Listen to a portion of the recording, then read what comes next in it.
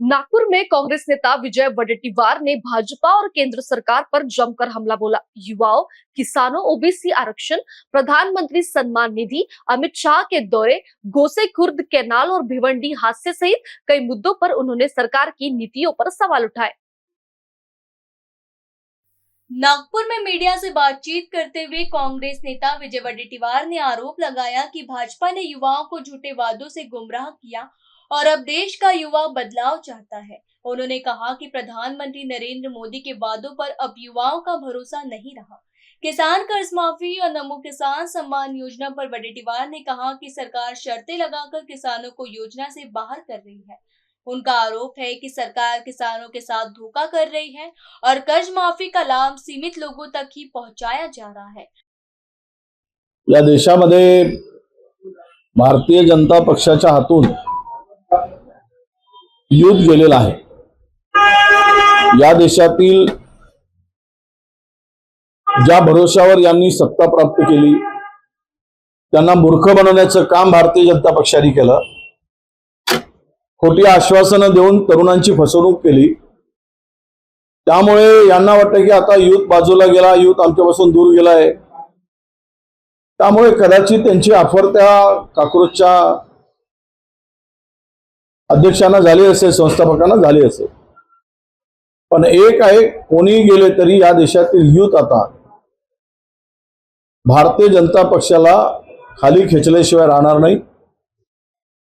मोदीच्या भूलथापांना आणि जुमलेबाजीला हा तरुण आता भुलणार नाही।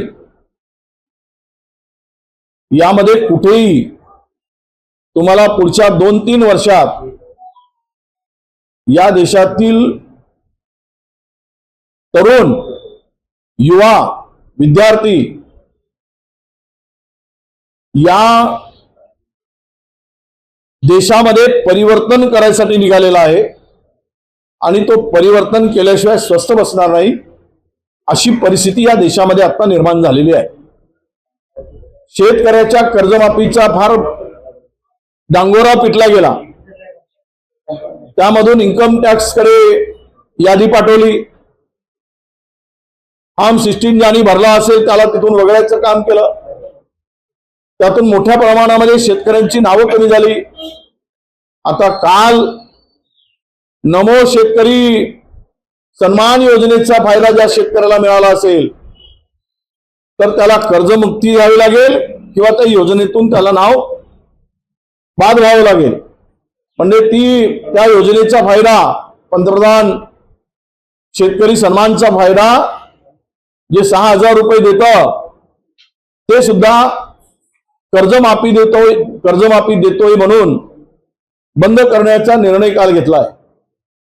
म्हणजे यांची नियत या सरकारची किती भ्रष्ट आणि शेतकऱ्याला फसवणारी आहे हे यावरून सिद्ध होत आहे। अमित शाह के प्रस्तावित दौरे को लेकर उन्होंने कहा कि कांग्रेस उनका विरोध करेगी। वहीं भाजपा और शिवसेना के बीच चल रहे विवाद को उन्होंने सत्ता और हिस्सेदारी की लड़ाई बताया।